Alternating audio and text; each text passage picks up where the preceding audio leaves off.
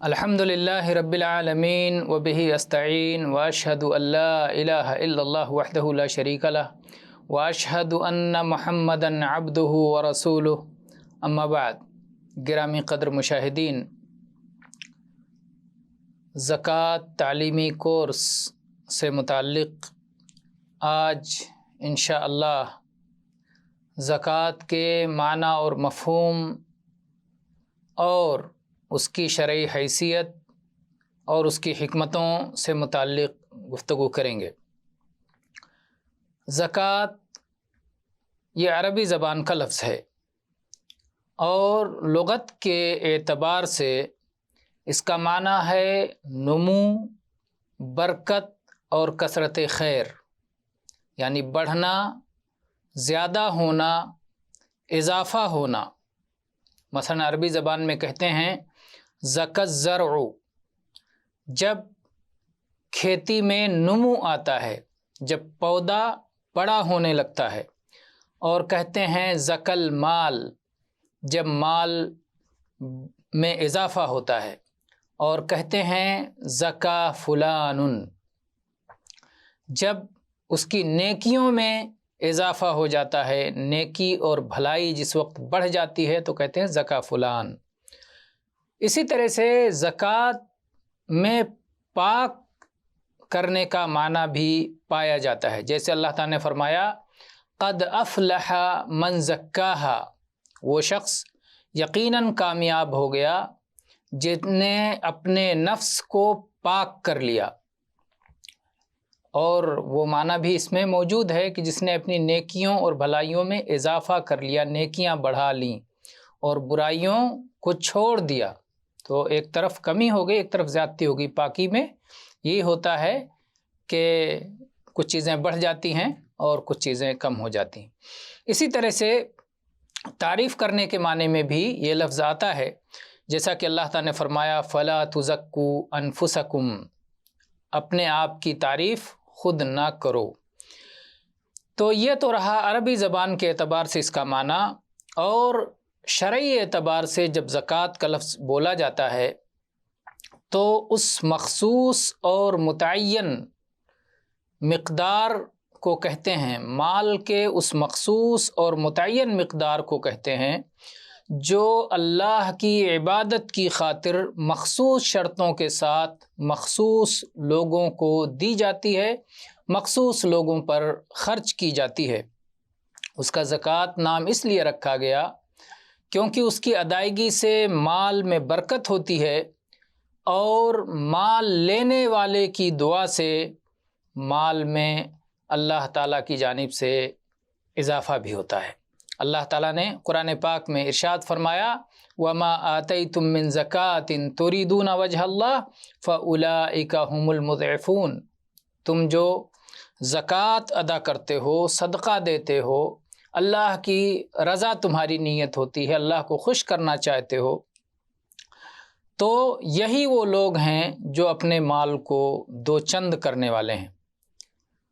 زکوٰۃ کا شرعی حکم یہ ہے کہ یہ اسلام کا ایک فریضہ ہے، شہادتین اور صلاۃ کے بعد اسلام کا اہم رکن ہے۔ قرآن مجید میں اس کی فرضیت کے دلائل ہیں اور احادیث مبارکہ میں بھی، اور اسی طرح سے امت کا اس پر اجماع بھی ہے۔ اس لیے اگر کوئی شخص زکوٰۃ کی فرضیت کا انکار کر دے تو وہ اسلام سے مرتد قرار پائے گا، کافر ہو جائے گا، اور اس کے اوپر توبہ کرنا فرض ہوگا۔ اگر وہ شخص نیا نیا اسلام لایا ہے اور آبادی سے دور صحرا میں اس کی نشو و نما ہوئی ہے اور زکوٰۃ کے مسائل کے بارے میں اسے علم نہیں ہے تو شاید اسے معذور سمجھا جائے، لیکن جو مسلمانوں کے درمیان رہتا ہے اور جس کو، تو یہ اتنی بنیادی چیز ہے اور اتنی معروف چیز ہے کہ اس کا علم، اس کی فرضیت کا علم نہ ہو، یہ بڑی یہ نہیں ہو سکتا ہے، کیونکہ یہ اسلام کی 5 بنیادوں میں سے ایک بنیاد ہے۔ اور اگر کوئی شخص زکوٰۃ کی فرضیت کو تسلیم کرتا ہے لیکن زکوٰۃ دینے کے لیے تیار نہیں ہے تو مسلمان حاکم اس سے زبردستی زکوٰۃ کو وصول کرے گا، جیسا کہ ابو بکر صدیق رضی اللہ عنہ نے مانعین زکوٰۃ کے ساتھ کیا تھا۔ اور اگر کوئی شخص بخل کی بنا پر زکوٰۃ نہیں دیتا یا زکوٰۃ دینے میں کمی کرتا ہے تو اللہ تعالیٰ کے یہاں وہ سزا کا مستحق ہوگا اور ظالم ہوگا۔ قرآن پاک اور حدیث میں اس کے بہت سارے دلائل ہیں جسے ہم پچھلے درس میں ذکر کر چکے ہیں اور بعض ابھی ذکر کرتے ہیں۔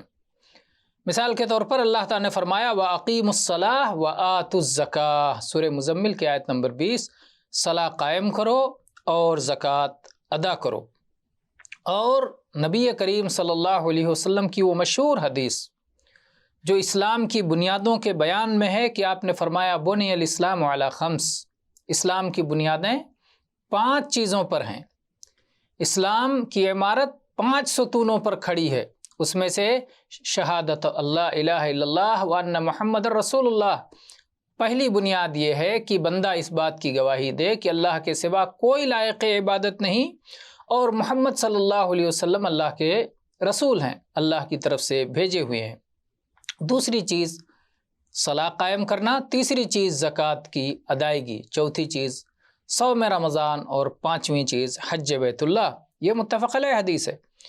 اسی طرح سے عبداللہ ابن عباس رضی اللہ عنہ کی وہ حدیث جس میں ذکر کرتے ہیں کہ نبی صلی اللہ علیہ وسلم نے جب معاذ ابن جبل رضی اللہ عنہ کو یمن کی جانب بھیجا تو ان سے اور باتوں کے ساتھ ساتھ یہ بھی ارشاد فرمایا اعلمہم ان اللہ افترض علیہم صدقۃ فی اموالہم تؤخذ من اغنیائہم وترد الی فقرائہم، کہ پہلے انہیں توحید کی دعوت دینا، توحید و رسالت کے قبول کر لینے کے بعد انہیں بتلانا کہ صلاۃ 5 وقتہ ان پر فرض ہے، اور اس کے بعد انہیں بتلانا کہ اللہ تعالیٰ نے ان کی مالوں میں زکوٰۃ فرض کیا ہے، اللہ تعالیٰ نے ان کے مال میں صدقہ فرض کیا ہے جو ان کے امیروں سے لیا جائے گا اور ان کے فقیروں اور محتاجوں میں لوٹا دیا جائے گا۔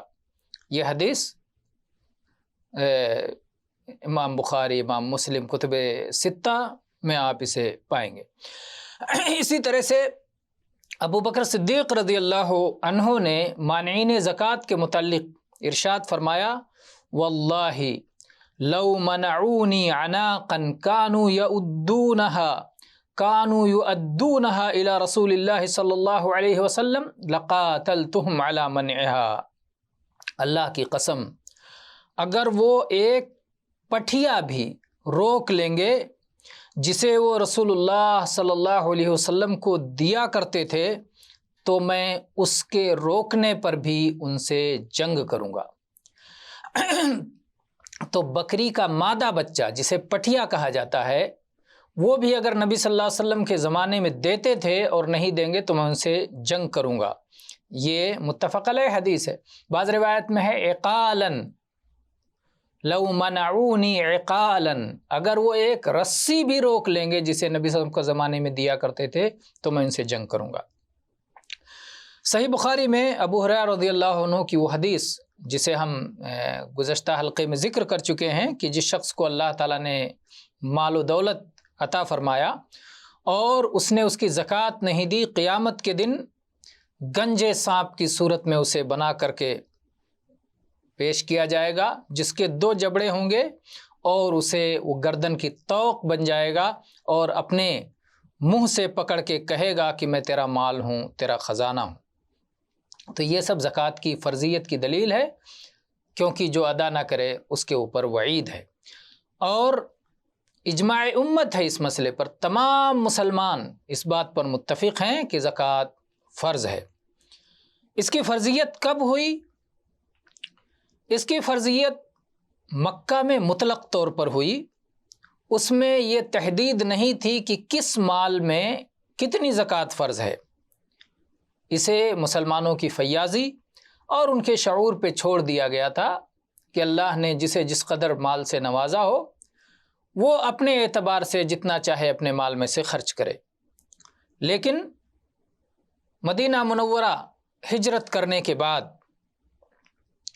ہجرت کے دوسرے سال میں اس کی تفصیلات طے کر دی گئیں، مشہور قول یہی ہے، اور کس مال میں کتنی زکوٰۃ فرض ہوگی اس کی پوری تفصیلی وضاحت سن 2 ہجری میں ہوئی۔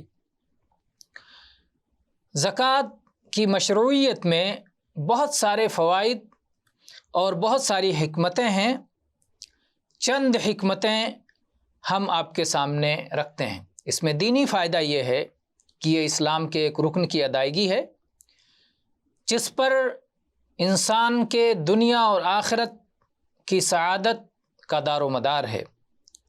زکوٰۃ کی ادائیگی ایک بندے کو اس کے رب سے قریب کرتا ہے اور اس کے ایمان میں اضافہ کرتا ہے۔ زکوٰۃ کی ادائیگی سے اجر عظیم نصیب ہوتا ہے، اور زکوٰۃ کے ذریعے سے اللہ تعالیٰ گناہوں کو مٹاتا ہے۔ اس کے بہت سے اخلاقی فائدے بھی ہیں۔ جو شخص زکوٰۃ دیتا ہے وہ بخل جیسی بدترین صفت سے پاک ہو جاتا ہے، اور سخی اور فیاض اور اہل کرم لوگوں میں شامل ہو جاتا ہے۔ اسی طرح سے زکوٰۃ دینے والا اپنے غریب و نادار اور محتاج بھائیوں پر شفقت اور رحمت کے صفات سے متصف ہوتا ہے، اور جو لوگ اللہ کے بندوں پہ رحم کرتے ہیں اللہ بھی ان پر رحم کرتا ہے۔ الراحمون یرحمہم الرحمن۔ اسی طرح سے مشاہدے سے یہ بات ثابت ہے کہ جو لوگ اللہ کی خاطر اپنا مال خرچ کرتے ہیں انہیں قلبی سکون میسر آتا ہے، اور وہ جب اپنے بھائیوں کو نفع پہنچاتے ہیں تو اپنے بھائیوں کی نظر میں بھی محبوب بن جاتے ہیں، لوگوں کے دلوں کا تارا بن جاتے ہیں۔ اسی طرح سے سماجی فائدے بھی ہیں۔ زکوٰۃ دینے سے فقراء اور محتاجین کی ضروریات کی تکمیل ہوتی ہے، اور ظاہر ہے کہ غریبوں ہی کی تعداد زیادہ تر ہے۔